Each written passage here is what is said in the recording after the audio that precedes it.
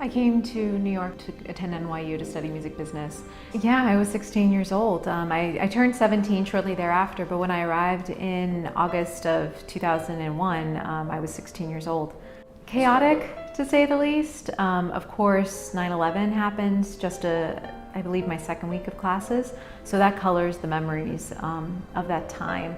But it was overwhelming in general. I mean, I was on my own. I went to go see Michael Jackson on September 10th, and I was starting classes. I was responsible for getting myself to classes every single day. It was definitely overwhelming. I came to New York University to study music business, and part of the reason that I was so interested in music business was because I'd been such a big fan of Michael Jackson, not only of his music and his dance and all that, which is incredible, but also of his business acumen. So I came to NYU knowing so much about publishing and royalty rates and things like that because I had studied all of his business deals.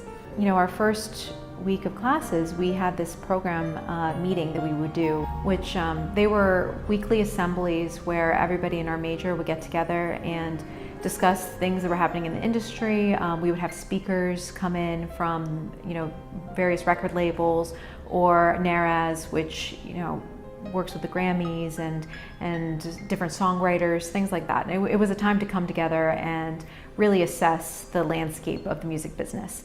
And the very first program meeting, I was introducing myself to the group as a whole. And I don't remember if I was running for some sort of representative position or if I just wanted to introduce myself for whatever reason. But I was wearing a Jackson's Victory Tour t-shirt, and it was vintage. I just bought it in the Village. And a young man came up to me and told me that he liked my shirt, and that young man turned out to be Jordan Chandler.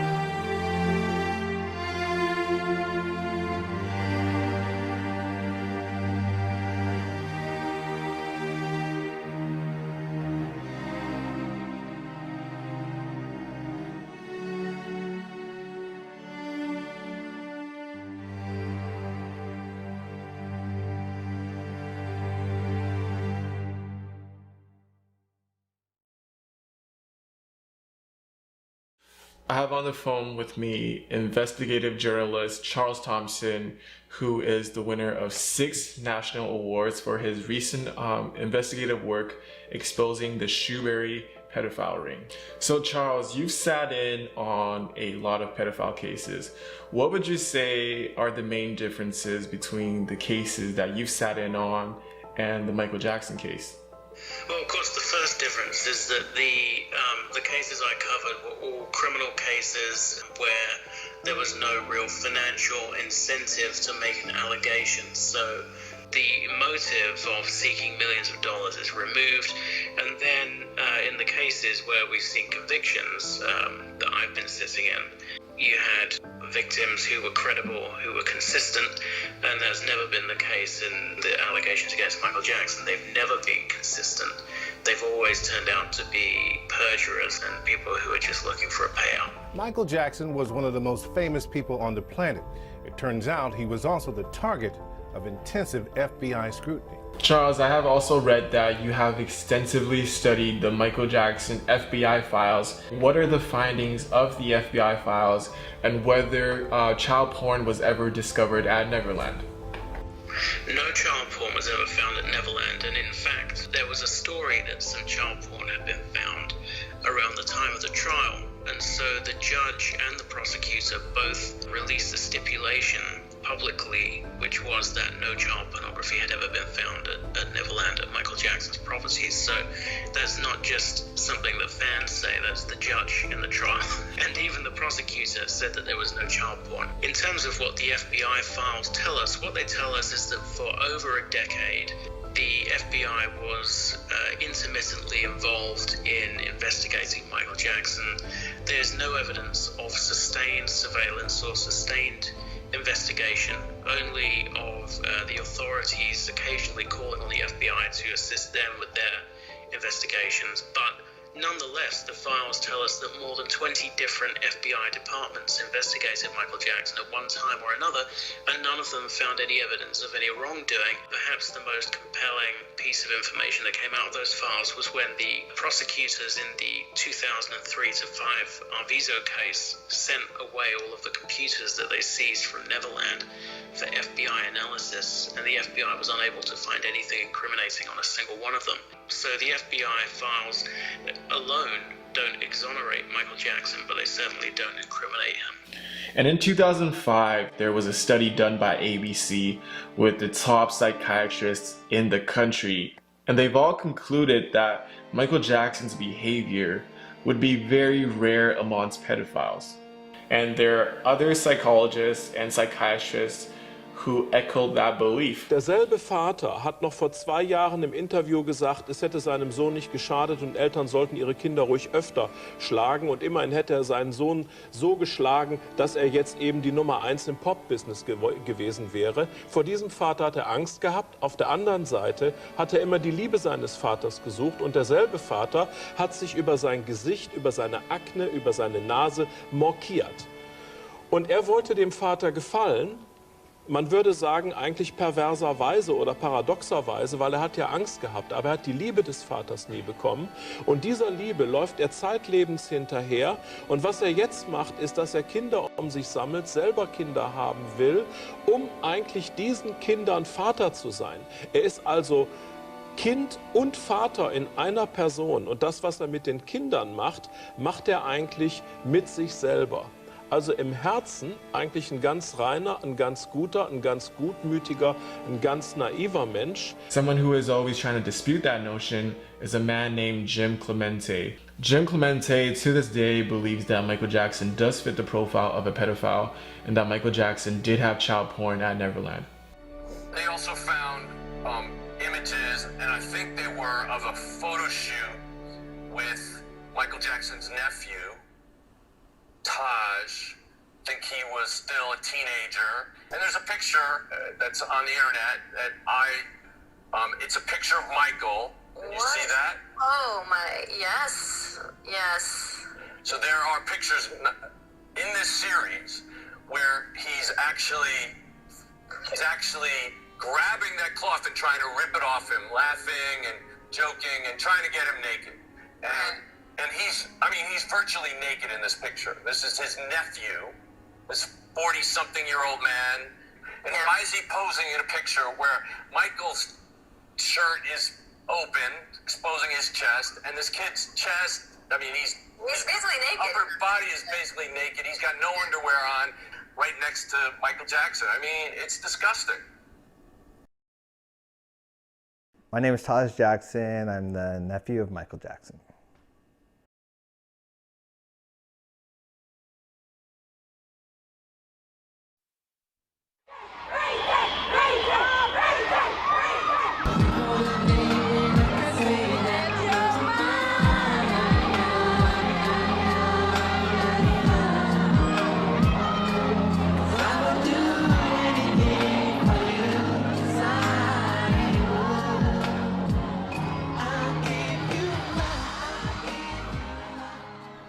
I know it's not going to be put to rest, but I hope that it's really put to rest because these pictures have been circulating. These pictures are annoying that they're circulating.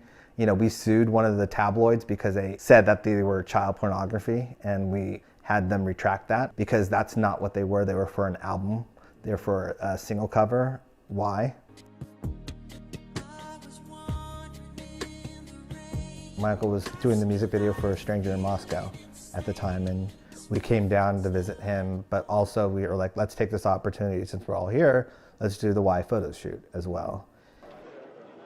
There was wardrobe, there was a camera director, there was makeup. We wanted to do something edgy for our Y photo shoot. We wanted the guys and the girls, and we thought we were too cute, you know, 3T, like too saccharine, and we wanted to have some edge, some, you know, something to us. It's frustrating because this is what they do all the time in this way. Luckily, I was involved in it. You know, was my younger brother, TJ. If he was here, he'd be even probably more upset than I am right now. Like, it's implied that TJ was clueless or TJ didn't know what was going on. TJ was very aware of what's going on. TJ wanted him to go farther. I was uncomfortable taking off my shirt, and so I didn't have to take off my shirt. It was never like he said, no, you take off your shirt and you do this and that. It was whatever we wanted to do because we wanted to be edgy. And it worked because people are talking about it. Now, unfortunately, they're trying to dirty it, but it was edgy. He mentioned that, you know, Michael's laughing and that, because we were joking. We, you know, for us, you know, we wanted to do something edgy, but we always laughed when we were around my uncle, and he laughed when he was around us. And so that should tell you something, that there is no tension. You're not seeing our faces like we don't want to do this or whatever, because we were pushing him to do this. It makes me feel angry, to be honest, just because that photo shoot was a great memory for me, and to hear someone try and dirty it up in that way, the way they're trying to twist it as if my uncle came and said, hey, I'm just going to start ripping off clothes. That's farthest from the truth. There was plenty of people there, you know, that witnessed everything, that would back up, you know, my story or my uncle's story if he was alive. But at the same time, this guy who basically is just guessing what happened at the photo shoot by pictures. What gets me upset is just people, outside people, judging my uncle without knowing the scenario.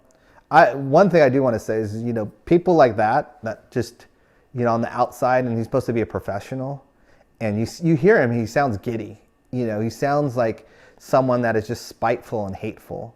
And it's those kind of people, like, they need something in their life. They really do. You know, leave our family alone.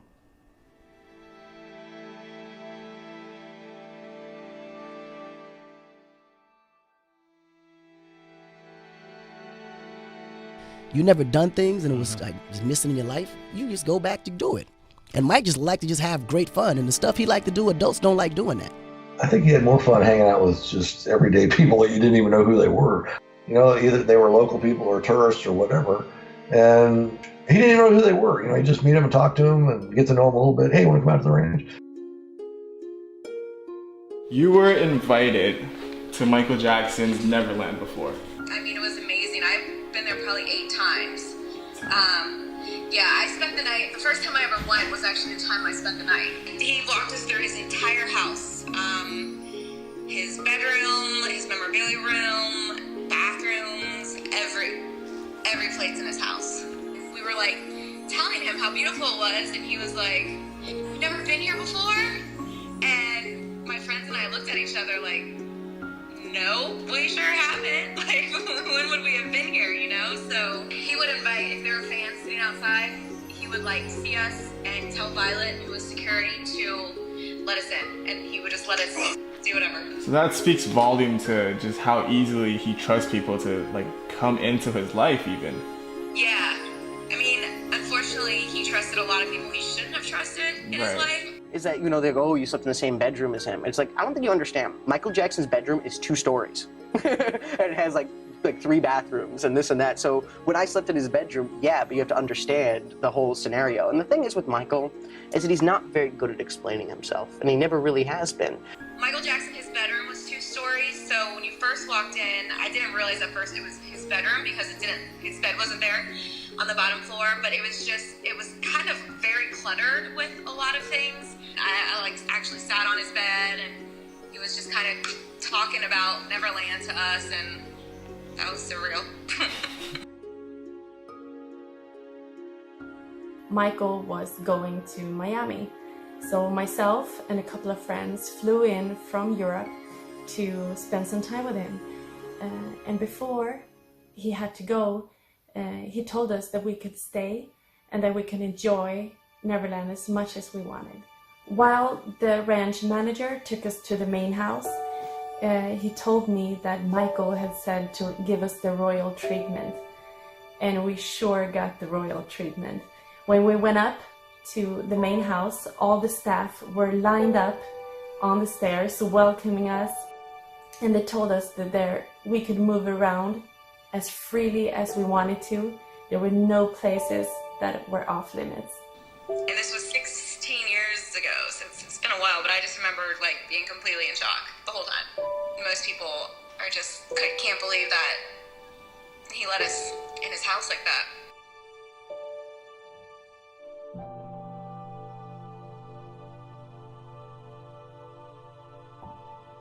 Several weeks later, after we'd already come back to classes after 9/11, I was working as a work study in the music department, so he came in to register for private guitar lessons. He always carried his guitar with him everywhere he went. And we had a nice conversation.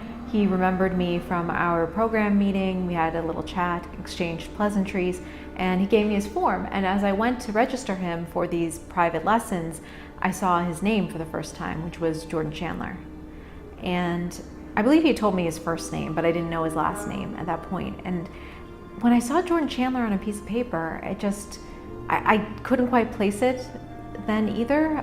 It just sounded very, very familiar.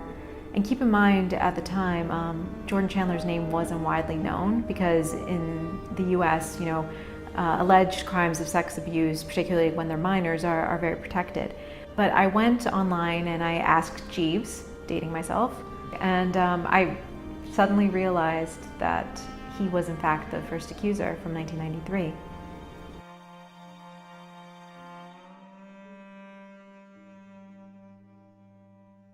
The 93 case is very interesting because it's the only case that didn't go to court. So Evan Chandler and June Chandler, or originally June Wan, had a child named Jordan Chandler who turns out to be the first alleged victim. June Chandler divorced Evan Chandler and married a man named David Schwartz. Charles, can you tell me about Evan Chandler? So Evan Chandler was born in New York. He was born Evan Charmatz, but he wanted a career as a screenwriter.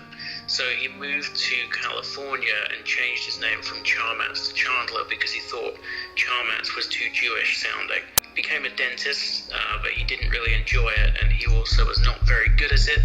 He was censured by the regulatory board for shoddy work. He had a very kind of brief career as a screenwriter. He got a screenwriting credit actually around 1993 on the film Robin Hood Men in Tights, the Mel Brooks film.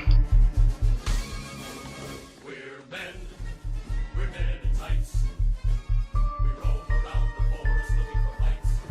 Apparently he was working on Mel Brooks when he came up with the Men in Tights idea, or he said his son came up with the Men in Tights idea. This is the same 13-year-old boy. And apparently, maybe Mel was under some kind of ether or anesthetic, but he decided it was a great idea and went along with the dentist, and they put the movie together. I would imagine a dentist to the stars would be exposed to a lot of the glamour in Hollywood. He can see his successful customers talking on the phone, making deals, and it looks so easy to someone on the outside, and he figured he wanted to get a little piece of the pie and get, stop drilling teeth and maybe become a producer and really make some big bucks. Well, Michael Jackson is in Los Angeles with some of his team, and they're driving along Wilshire Boulevard in Beverly Hills, and the car breaks down. There's a lady in the area who sees Michael Jackson stranded by the side of the road and calls her husband, who works at a business called Rent-A-Wreck, which is a car rental business. And Rent-A-Wreck is owned by Dave Schwartz. And so Dave Schwartz calls his wife June because he knows that Jordan Chandler is a massive Michael Jackson fan. There was one employee at Rent-A-Wreck who said that when June arrived, she was kind of forcing Geordie on Michael Jackson, almost like trying to emotionally blackmail him. And so that's how the numbers got exchanged, and they ended up staying in touch. So a friendship develops between Michael Jackson and the Chandler family, excluding Evan Chandler. During this period, Michael Jackson would have stayovers at their house. They would come over and sleep over at Michael Jackson's house. Where is Evan Chandler during this period of time? Evan Chandler was pretty much an absent father. He owed almost $70,000 in unpaid child support, and he had been rowing with June about how infrequently he was seeing his son. She was trying to get Evan to take Jordan more often, and he was refusing. He had his own new family, a bit like June did. He'd remarried and had kids with another lady, and they were struggling to get Evan to engage with Geordie.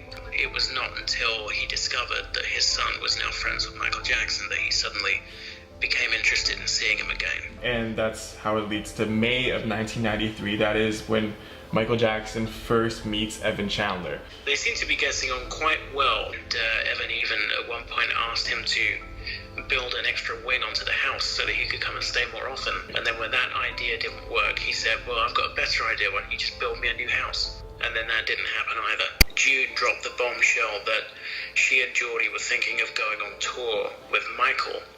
And then Evan, who previously had been an absent father who wasn't paying his child support and wasn't really interested in seeing his son, all of a sudden became enraged about the idea that Geordie would be out of the country for a few months. And that was where the relationship took a dramatic turn towards the negative. What had happened was Evan had begun making strange comments and threats to June and Dave and Geordie about Michael, that he was going to make allegations. He was behaving so erratically that they feared he was going to do something crazy. So the next time they spoke to him on the phone, they tape recorded him. This man is going to be humiliated beyond belief. He will not believe it. He will not believe what's going to happen.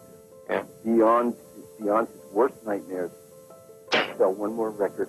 If I go through with this, I win big time. I will get everything I want. They will be destroyed forever. He's talking about how he's furious that Michael has stopped phoning him and stopped taking his calls, and how Michael has stolen his ex-wife and torn the family apart, and how he's plotting his revenge. And he says everything is moving in accordance with a plan that's not just mine.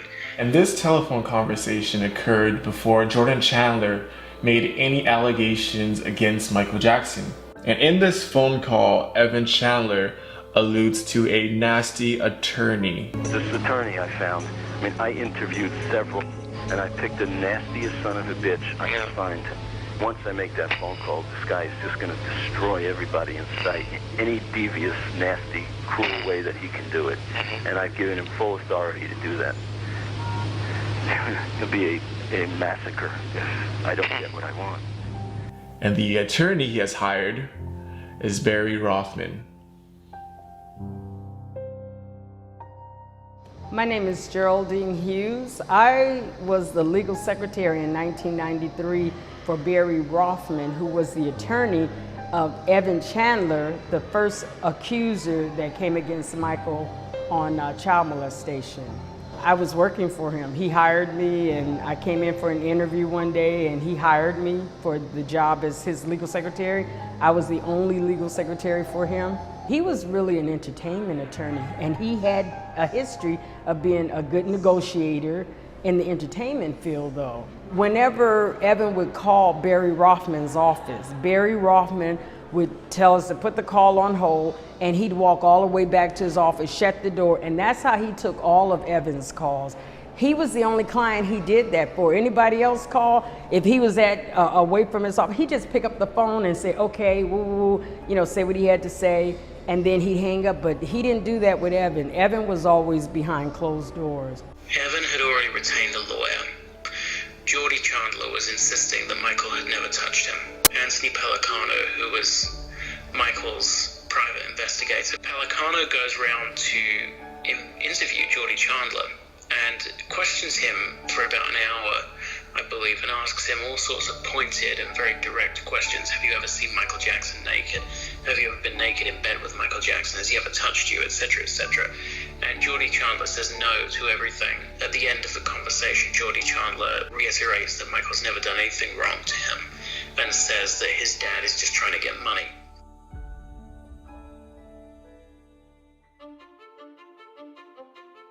It started out a custody issue. Evan Chandler wanted the custody of Jordy because in order to coerce a child into saying something that's not true, you need time with that child. Evan Chandler goes to custody court and says, I want to have a week of custody with my son. And June Chandler agrees on the basis that he will be returned after 7 days. And he never gave them back. He kept them. He never brought them back. And during that time that he had him, he came into my office and he was behind closed doors with my attorney. The Jordy Chandler was. I actually opened up the door one day. I was leaving and I opened up the door and Jordy was in the back and he kind of looked a little startled because I looked and I saw him and I was like, nobody in the office knew that he was even there.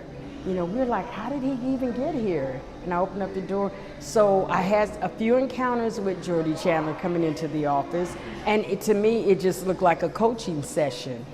While Jordy was in Evan's custody, Evan sedated him with a drug called sodium amytal, supposedly did a dental procedure, although it's a very dubious story that he's telling there because there's no reason to use sodium amytal if you're doing a dental procedure. He gives him this drug, which has a reputation in the 80s as a truth serum. Problem is that sodium amytal, just in 1993, the evidence was just coming out that sodium amytal had been wrongly used as a truth serum for years.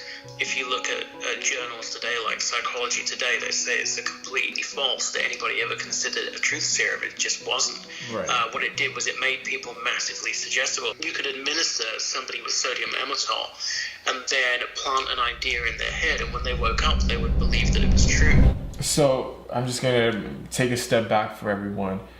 Evan Chandler makes a phone call to David Schwartz talking about he is going to make allegations against Michael Jackson. Jordan Chandler denies all allegations. Evan Chandler gets custody of Jordan Chandler and never returns him. It was supposed to be only for a week. And during this period that Evan Chandler had Jordan Chandler, there were numerous unethical methods that we know of being used against Jordan Chandler.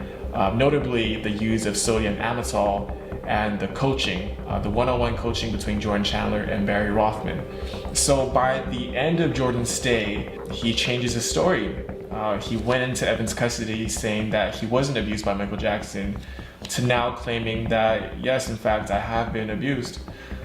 So Charles, with this new shocking statement by Jordan Chandler, what are Evan Chandler's next moves? So after Jordy changes his story, Evan, instead of going straight to the police as you would expect a parent to do if their child had said that they'd been sexually abused by a man, he instead goes directly to Michael Jackson and his legal team and starts demanding $20 million. But Evan had a desire to be a filmmaker.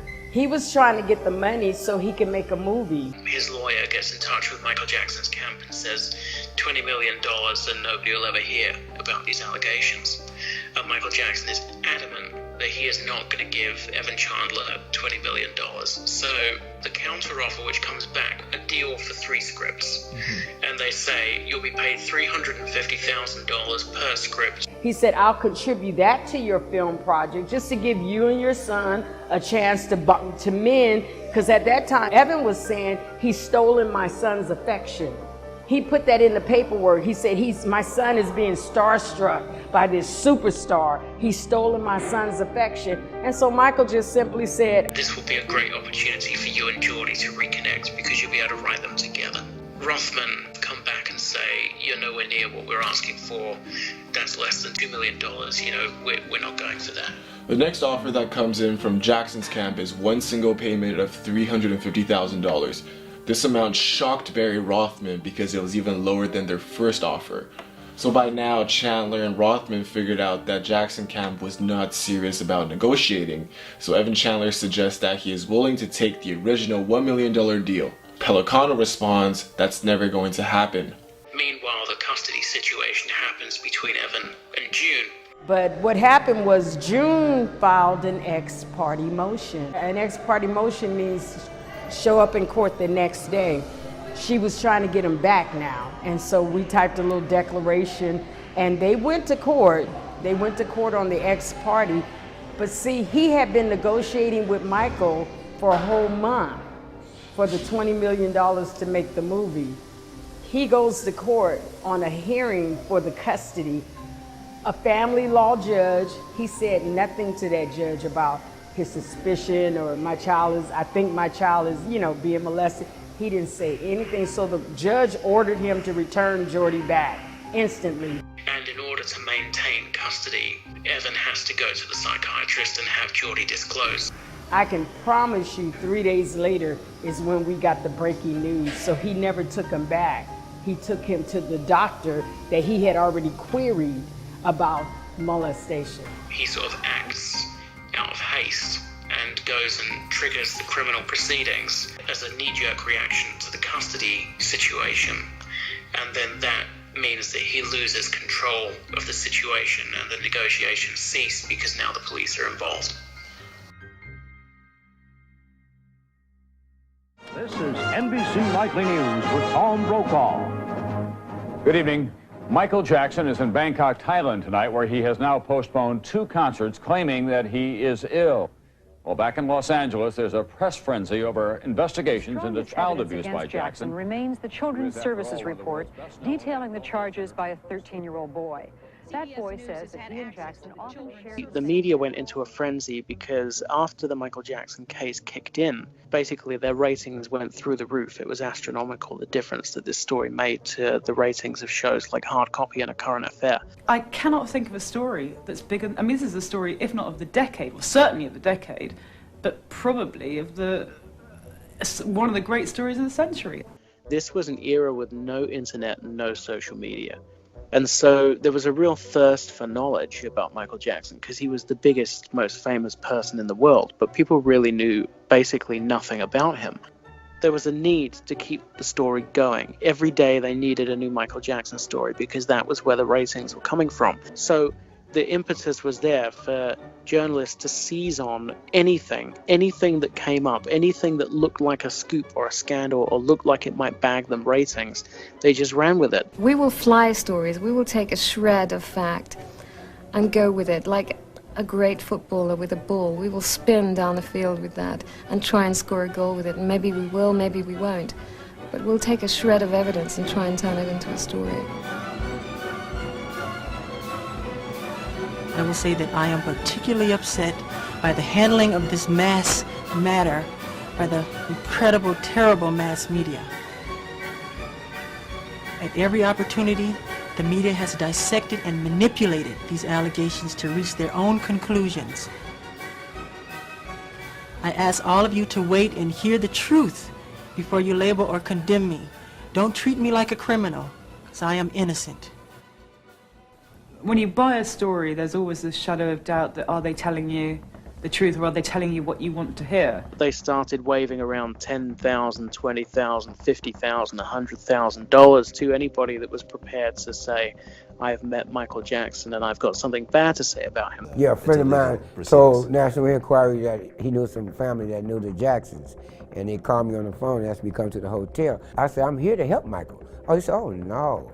That ain't what we want with you. We heard that your boy spent nights at the house. We want to know if Michael tampered with him. I just picked him up or touched him in any kind of way. If he did, we got $200,000 for you. I said, huh? He said, you show what I'm gonna do? I'm gonna draw a check up, a contract up, and I'm gonna show you we're finna give you $200,000. So then you go to Germany, you get another 20,000. You go to Italy, another 20,000. Before you know it, you're up $200,000, and that is enough for a family to come forward and talk. It happened repeatedly where people of dubious character were treated as credible sources when anybody with just an iota of investigative savvy would know that these are not people that you want to be staking your reputation on. They were people that changed their story depending on how much money you offered them. The first time I heard the story about Jackson, his hand was outside the kid's pants. They were asking $100,000. As soon as their price went up to $500,000, the hand went inside the pants. So, come on.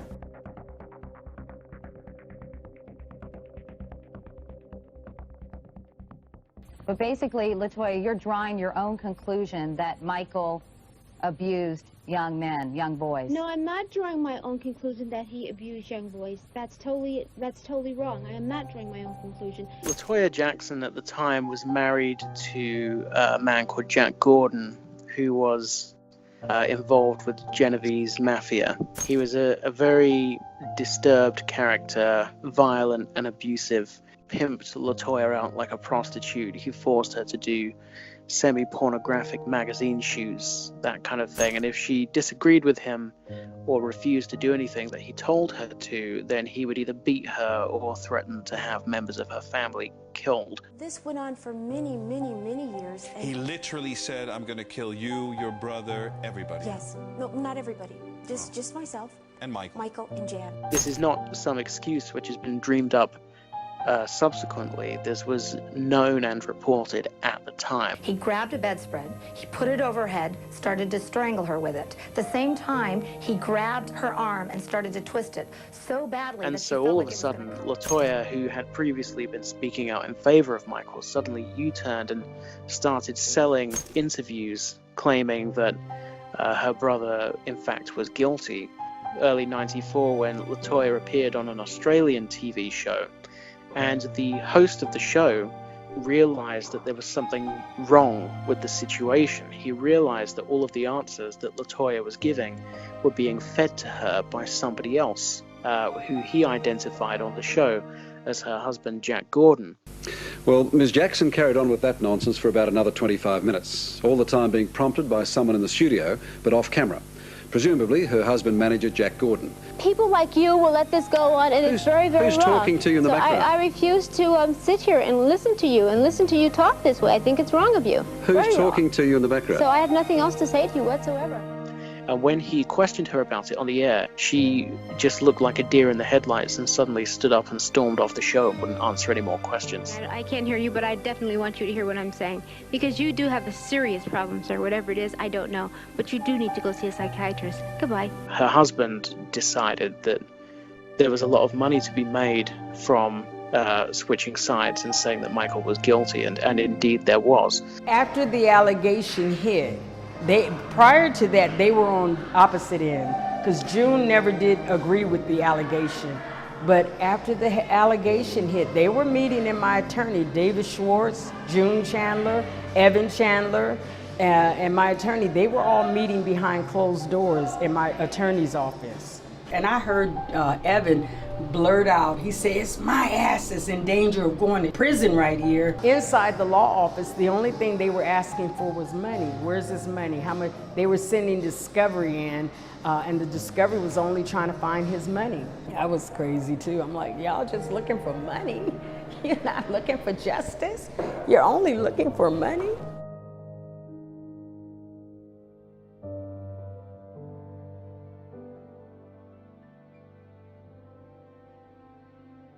I mean, my mind exploded when I found out who he was, and I definitely told some people who were close to me.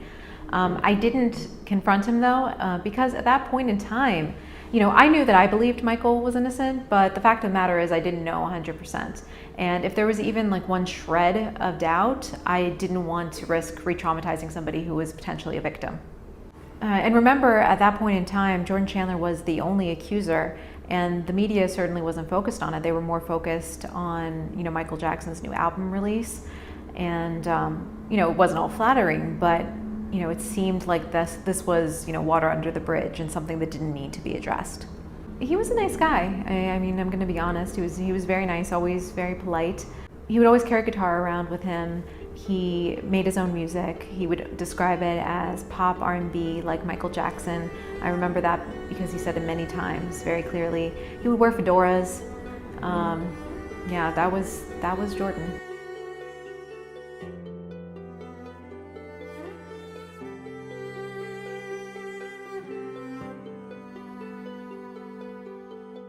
What were your determinations when you examined him? He seemed to essentially be a healthy guy. The lupus is an autoimmune disease, and he only had skin involvement, which had destroyed part of the skin of his nose, and his nasal surgeries and all were really reconstructive to try and look normal. Lupus is an autoimmune disease, as you said, where the immune system, one of our larger systems that's designed to protect us against germs and viruses, actually attacks our own body cells and tissues. Many patients with lupus have vitiligo, but he had a form of skin lupus called discoid lupus, which affects about 40% of the patients with lupus, and you do get depigmentation. So Michael Jackson suffered from a skin disease called vitiligo. He was accused throughout his career for decades by the media of deliberately bleaching his skin from brown to white because they said he hated his race. Is your skin lighter because you don't like being black? He insisted throughout his life that he suffered from vitiligo. I have a skin disorder that destroys the pigmentation of the skin. It's something that I cannot help. In fact, when he passed away, his autopsy report confirmed that he suffered from vitiligo. Now, vitiligo is a disease which attacks the pigment in the skin. And what it does, it turns your skin a very, very pale white color, almost translucent, and it makes it very sensitive to the sun. One thing you say to lupus patients, don't let the sun hit your skin. That's right. So that umbrella, would you carry it out in the sun? May have been just that. That's exactly correct. It's a very debilitating condition. So what it does, it doesn't, turn you from brown to white all in one go. Of course, it happens in very tiny increments, and it happens at different speeds all over your body. So it can leave you almost looking like paint splatter or blood splatter. It's very random. It's very interesting. It affects the neck, the face, the upper part of the wrists, and the groin. So the allegation by Evan Chandler was that his son could accurately describe discoloration on Michael Jackson's genitals, which have been caused by vitiligo. They seek and obtain a warrant which allows them to force Michael Jackson to submit to a naked photo shoot by the police. I have been forced to submit to a dehumanizing and humiliating examination by the Santa Barbara County Sheriff Department and the Los Angeles Police Department earlier this week. They served a search warrant on me which allowed them to view and photograph my body, including my penis, my buttocks, my lower torso, thighs, and any other area that they wanted. They were supposedly looking for any discoloration, spotting, blotches, or other evidence of a skin color disorder called vitiligo, which I have previously spoken about. The warrant also directed me to cooperate in any examination of my body by their physician to determine the condition of my skin, including whether I have vitiligo or any other skin disorder. The book by Evan Chandler's brother, Ray, where he quotes Evan as having a discussion with his lawyer, Larry Feldman, and they're talking about the vitiligo situation. They've told the Chandlers that Michael has a skin condition called vitiligo, and that the skin condition can constantly change the way that your body looks because it's constantly attacking the pigment. And so the district attorney has told the Chandlers that this is great for them, because if Jordan Chandler's description matches, then it matches. But if it doesn't match, then they can say, oh, well, that's because of the vitiligo. So Larry Feldman says, either way, we win. So after they searched Michael Jackson's body, no arrest warrant was issued. Charles, what were the initial reports about this body search? In early '94, law enforcement sources tell two different media outlets, Reuters and USA Today, that there is no match. Jordan Chandler's drawing of Michael Jackson's genitalia have since been leaked. And when you really look at it with words such as my theory and be selective, it's questionable whether these are truly Jordan's own descriptions or instructions from someone else. It's also important to note that Evan Chandler has admittingly given Michael Jackson painkillers through injections to his buttocks. So at the very least, Evan saw Jackson's gluteus and that he had discoloration on his lower body region. The Smoking Gun obtains a document which is called, they say, the Linden Affidavit. It's written by a detective, Linden, who works for the authorities that are investigating the Geordie Chandler case, and she has taken from Geordie Chandler a description of Michael Jackson's genitals. Geordie Chandler tells Linden that Michael Jackson is circumcised, when they conduct the body search, it turns out that Michael Jackson is in fact not circumcised, meaning that his description has not matched.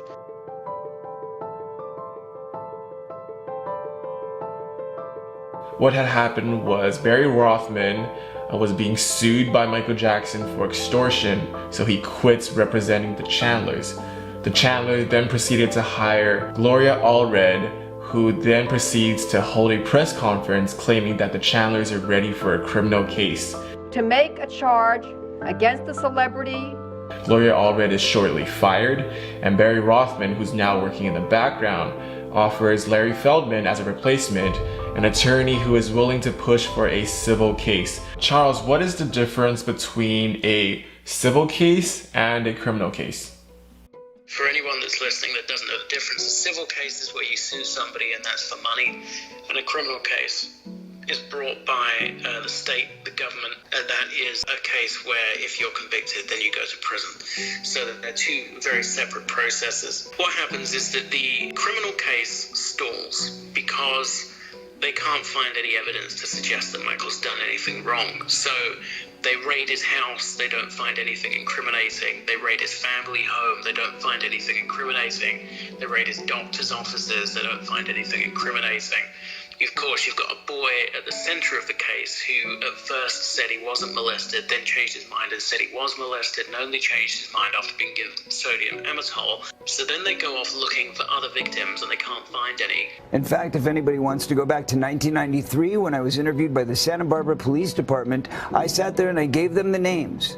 They're on record. They have all of this information, but they were scanning Michael Jackson. All they cared about was trying to find something on Michael Jackson, who Michael was innocent. And that was what the interview was about with the police in 1993. I told them he is not that guy. And they said, well, maybe you just don't understand your friend. And I said, no, I know the difference between pedophiles and somebody who's not a pedophile because I've been molested. Here's the names. Go investigate. And so the criminal case is basically going nowhere.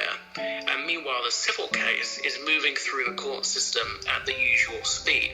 So the judge in October of 1993 orders depositions. Now, a deposition is where you are forced to state your case, to give your evidence under oath. It can be done in court, or it can be done under oath elsewhere and audio taped or videotaped. Now, he orders that Michael Jackson is to be deposed by January. The problem with this is that if you have a civil case which comes before the criminal case, and you are forced to give away your defense, then what that does is it gives the prosecutors a front row seat for your defense. They can then go away and tailor their criminal case to circumvent your defense case. So, for example, if you say, I have an alibi in the civil case, then the prosecutors can go away and tailor their criminal case where they change all the dates, and they can just change their case to get around it. If you have a witness, they go and discredit that witness, or they put it on a day when that witness was not there. They just take out your defense chunk by chunk.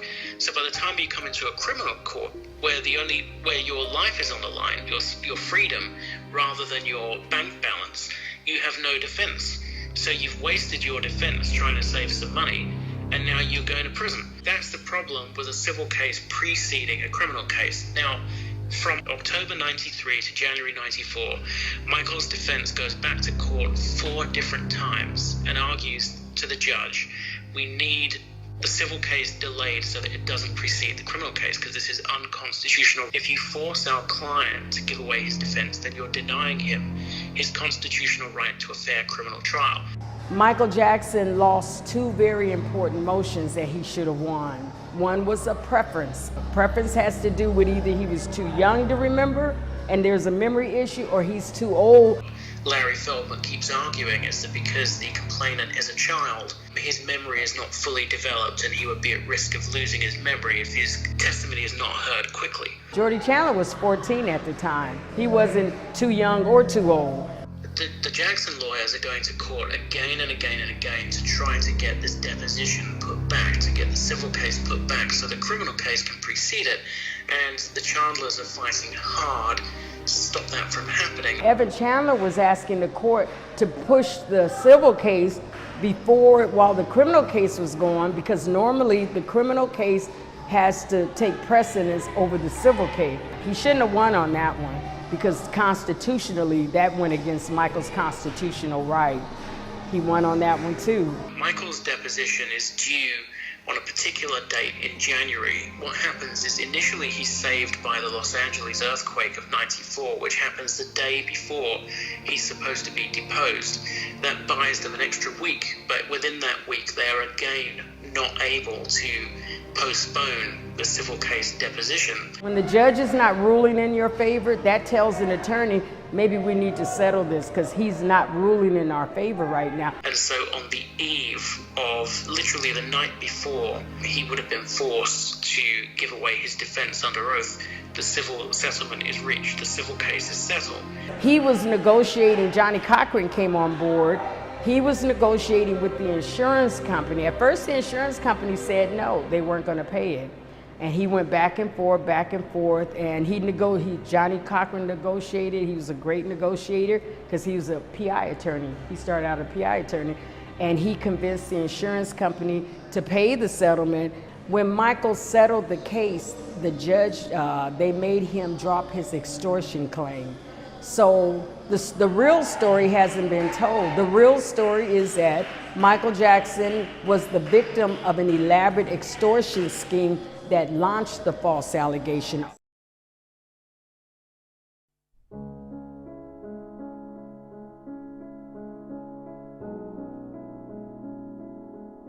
Superstar Michael Jackson and the teenage boy who filed a civil molestation suit against him have reached a multi-million-dollar out-of-court settlement. Attorneys on both sides appeared today at a joint press conference to announce a mutual resolution of the lawsuit. But lawyers are not discussing the actual amount of the settlement. The civil settlement includes a specific clause which says that it doesn't preclude anybody involved from testifying in a criminal case.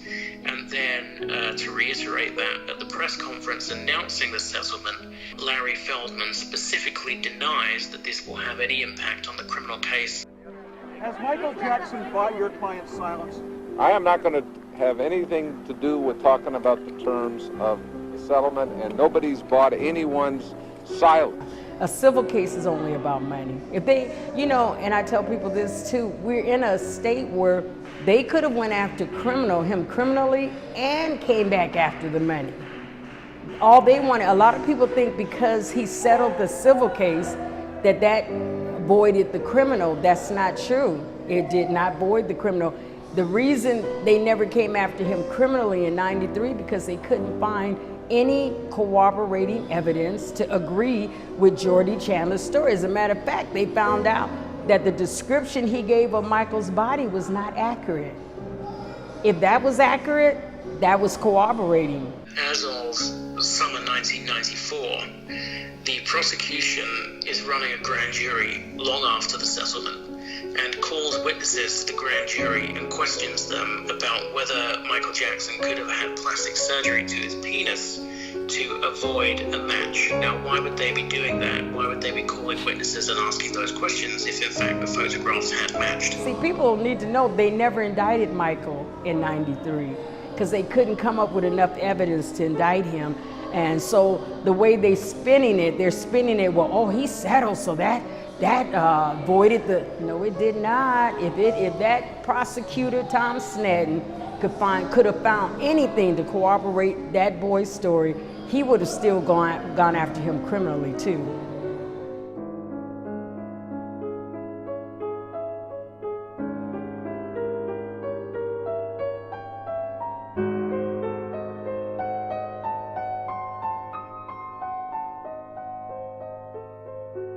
Victor Gutierrez is a freelance reporter born in Chile. According to him, he first went to a NAMBLA meeting in 1986. What is NAMBLA? NAMBLA stands for North American Men Boys Love Association. So it's basically a pro-pedophile group. Tell us about you infiltrating this group. Actually, the infiltration was fairly easy. They had a website. I paid $35. I joined the group. They sent me a letter praising me for my courageous step in joining the organization. I began to get emails from them. I would subscribe to their magazine. They started to send me their magazine, but they wouldn't allow me to attend any of their secret underground meetings until I'd been a member for 3 years and had been sponsored by another active duty member. Every conversation that I had was about where to go to have sex with little boys, how they could attract little boys, how they could groom little boys. That was their agenda. So at this meeting, he overhears conversations talking about how it would be great if Michael Jackson was a pedophile. Because if Michael Jackson is a pedophile, that makes it easier for societies to accept pedophilia as a whole. So after this NAMBLA conference, after this 1986 conference, it becomes Victor Gutierrez's mission to prove that Michael Jackson is a pedophile.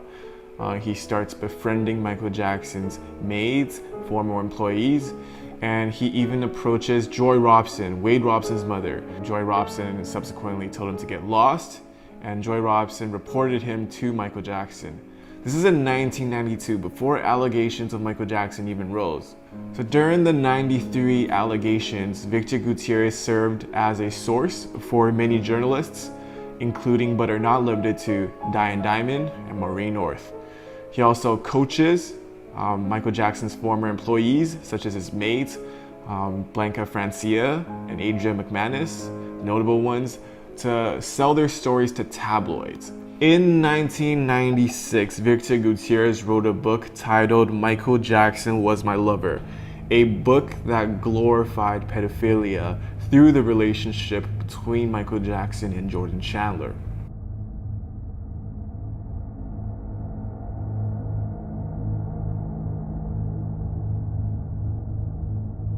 The Chandler family has since dismissed Victor Gutierrez's book as pure fiction. The Chandlers, Raymond Chandler, released a book in 2004 titled All That Glitters. Within days of Jordan Chandler and his family settling his 1993 lawsuit against Michael Jackson, I received a call from Jordan's uncle. He wanted to do a book in which he would describe in detail the allegation of molestation against Michael Jackson. And he said that Jordan's father had given him all the information he needed for the book, and he believed it was outside the bounds of the confidentiality agreement because he would be the author. After careful examination between Michael Jackson Was My Lover and All That Glitters, these two books, we have found many instances of consistent storytelling between the two books, especially from Evan's point of view. At times, the stories are even word for word the same. Truthfully speaking, the only differences between the two books are the supposed sexual acts between Michael Jackson and Jordan Chandler. Now, when you look at some of these parallel stories even deeper, Gutierrez's book, which preceded the Chandler's book by 7 years, even sources some stories directly to Evan. So how would it be possible for Gutierrez to tell these confirmable stories first? Michael Jackson Was My Lover also featured many documents of the Chandler family that could only have come from Evan.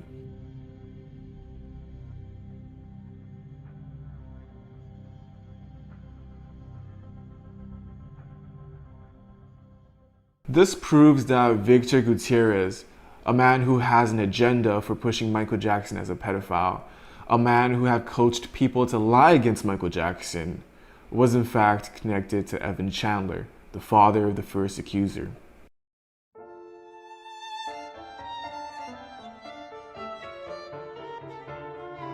We've gotten a constant stream of calls and letters from people making dubious claims about the singer. Frankly, we ignore most of them.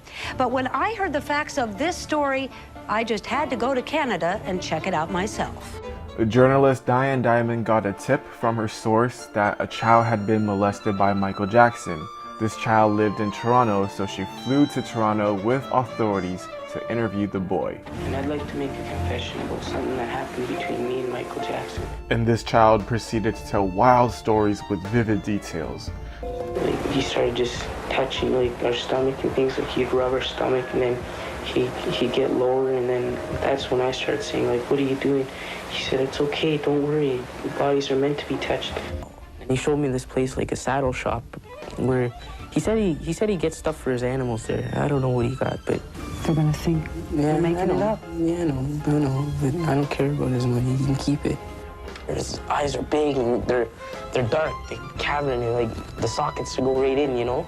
We showed the boy several photographs. Some of them were of Neverland employees, and he was able to identify each and every one of them. Yeah, that's him. The way he looks cool, that's him. I found him fairly believable too. During police interviews, the child broke down and confirmed that he had been coached. At the end, it turned out he was coached by Rodney Allen. About Neverland, about Havenhurst, about Disneyland, about Michael Jackson's body. Where did he get all that information? He got it from me. This kid is a A1, #1 liar. Professional. Rodney Allen is currently serving a life sentence in a Canadian prison for pedophilia. Paula, a Michael Jackson investigator, has confirmed through letters to Rodney Allen that Rodney Allen was in fact connected to Victor Gutierrez. In 1999, there was a blog post floating around the internet that was said to be written by Rodney Allen, but no one took it seriously at the time because there were no evidence to who authored the post. Paula sent this blog post to Rodney Allen, and Rodney Allen has since confirmed that he in fact did write this confession. And in the confession, this is what he talked about in regards to the Jordan Chandler case.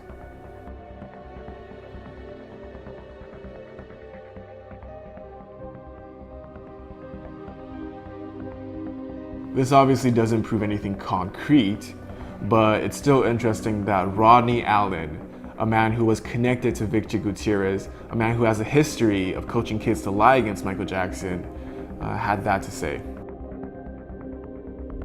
The King of Pop chalks up a big win. A jury has awarded Michael Jackson a whopping $2.7 million for a defamation lawsuit he filed against freelance writer Victor Gutierrez. Gutierrez claimed on a tabloid TV show that he'd seen a video of Jackson having sex with a boy. This guy made it up out of thin air, maliciously to hurt Michael, and he told anybody and everybody who would listen. When it came time to prove it in this court, he couldn't prove it.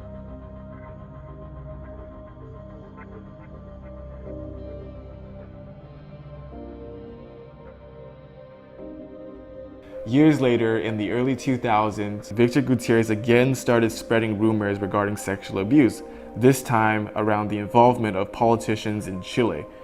A boy claimed he participated in these sexual activities and was able to describe stories with vivid details.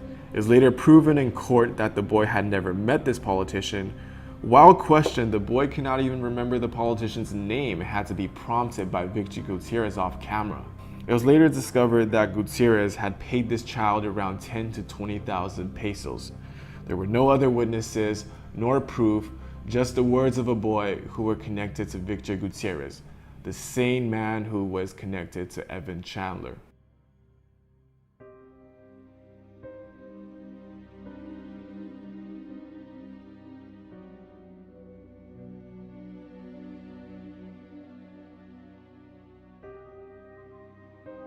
And we also weren't, and I've been very transparent, we weren't best friends. We weren't very close. I kept, him at arm's length because I knew who he was, and I didn't really know how to deal with that. And he was very close with, I remember one other person in the program who also was sort of like a pop R&B guy.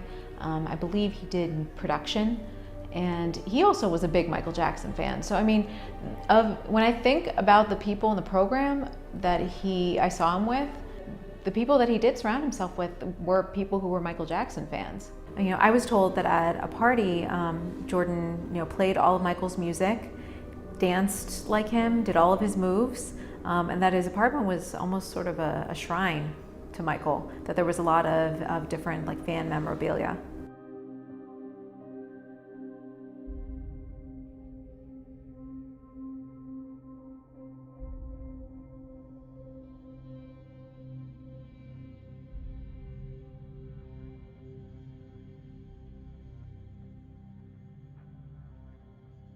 It doesn't surprise me that people are scared to come out because, I have some flexibility. I work for myself.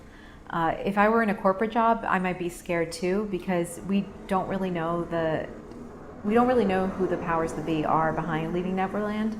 And, to speak out at this point, it may cause a conflict of interest for somebody if they're working with a big corporation. It could really harm their career. So I'm not surprised that people would be afraid to come out.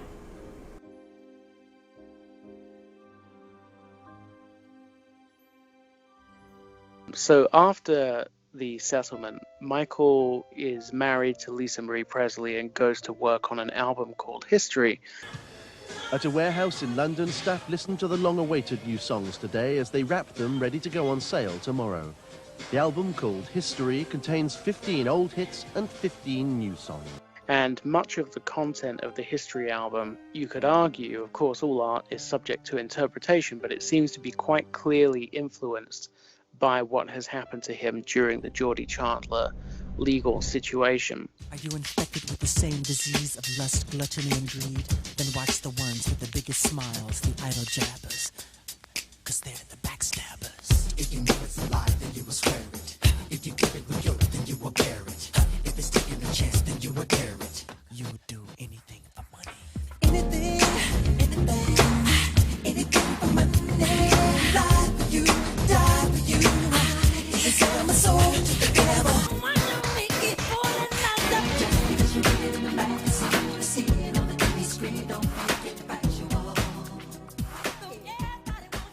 And also, once married to Lisa Marie Presley and about to release the album, he appears on Diane Sawyer alongside Lisa Marie Presley and does an interview.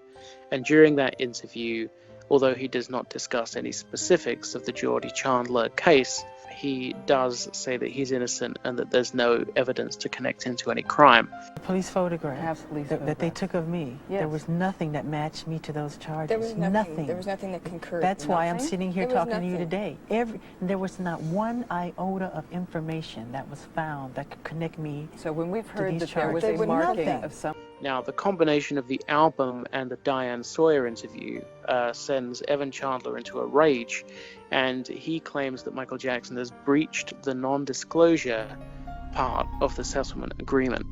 And so he files papers, and the remedy that he's seeking in this lawsuit is he wants $60 million in damages, and he also wants the court's permission to also breach the non-disclosure agreement and release his own album called Evan's Story. Yeah, so he basically went to court and tried to get a court order allowing him to release a rebuttal album, on top of seeking $60 million. That case rumbled on for about 6 years and eventually was tossed out of court, and he didn't get anything he was asking for.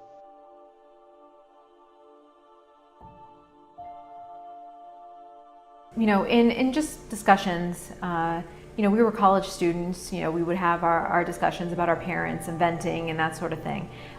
He said that he felt very used by his parents and that he wasn't close to them. He never mentioned siblings either, so I don't know what was going on there, but he did say multiple times that he was not close to his family and that he felt that he was used by them.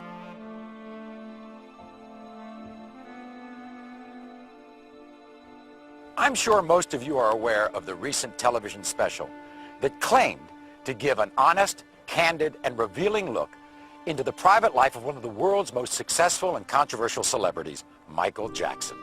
The revelations were explosive. The ratings were enormous. But what TV journalist Martin Bashir presented was a twisted and edited construction of scandal and innuendo, not a true representation of the interviews that actually took place. When Living with Michael Jackson was released, it reignited the discussion about whether or not Michael Jackson was a child molester. The film featured a close-up of Michael holding hands with Gavin Arvizo, who was a cancer victim, who then went on to be the accuser in the 2005 trial. And because of that shot and, you know, the ratings behind Living with Michael Jackson, it was a huge topic of conversation in every area of my life, particularly in my program meetings. Immediately after the Martin Bashir documentary aired, we had a program meeting and there was a discussion about, you know, whether or not Michael Jackson was a child molester. People were calling him freaks. These were people who did not have any fondness for Michael Jackson. And I chimed in with my belief that I didn't believe that Michael Jackson was a child molester and that the documentary was, you know, misleading and exploited him. During that conversation, Jordan Chandler chimed in and said that he too believed that Michael Jackson wasn't capable of the things he was being accused of. And he said that voluntarily, and he said it without my prompting, and he wasn't asked.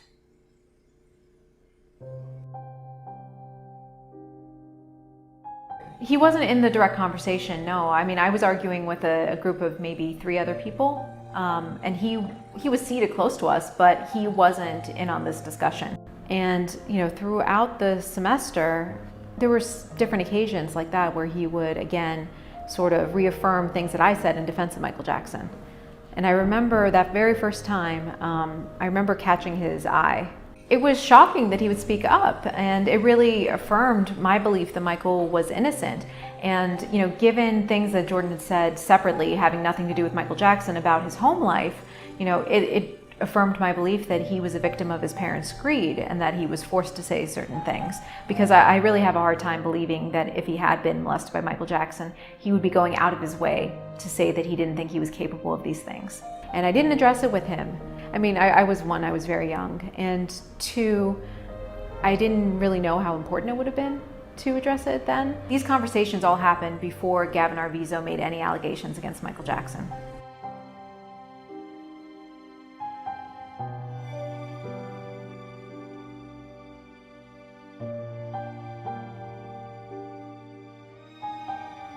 Gavin came to Michael and said, "Michael, could we sleep in your room tonight?"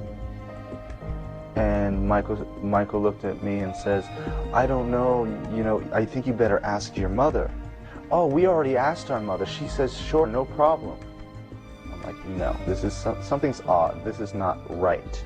And then as I was about to go tell Gavin that he cannot sleep in Michael's room, Michael says, "Okay, I have a solution for this. You have to sleep in the room with me." The 2 children slept on the bed, and Michael and I slept on the floor.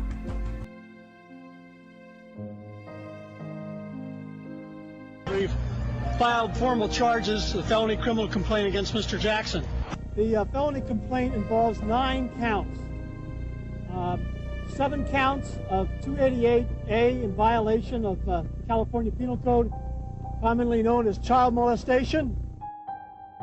Thursday, jurors listened as the teen contradicted his brother and sister's testimony and couldn't recall key details of the molestation allegations. The defense pointed out that in an early police interview, the young accuser said his grandmother had told him about a certain type of sexual act, even though he had testified that Jackson had told him about it. This young man, in a moment of high emotion with this former dean, looks the dean in the eye and says, "No, Michael Jackson didn't molest me."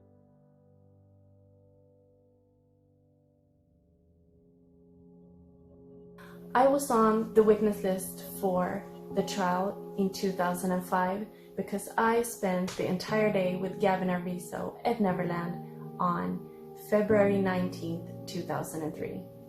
This was the very same day that Gavin and his mother Janet accused Michael of inappropriate behavior. The day that they accused Michael of wrongdoing was the day that Gavin didn't even see Michael.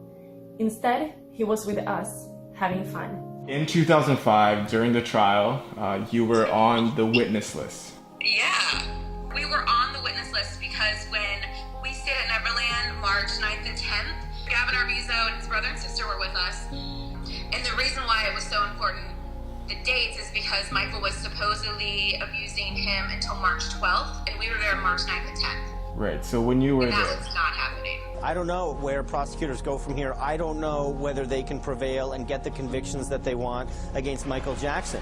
Their main witness, the accuser, the alleged victim in the case, the one witness that the jury has to believe for prosecutors to win, just wasn't that believable. And now prosecutors are stuck.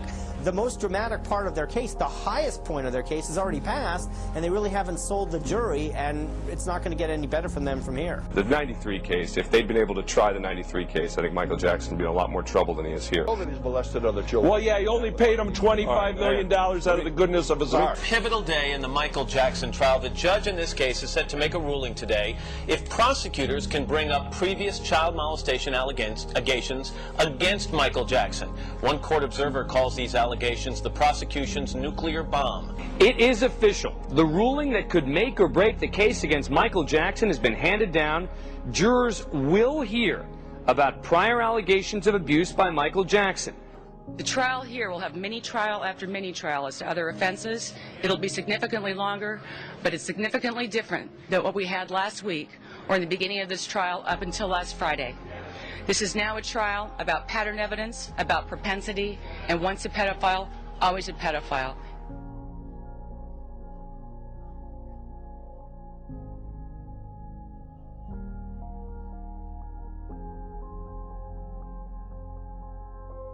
I, at that point, was transferring out of the music business program and into the School of Individualized Study, so I no longer had classes with Jordan.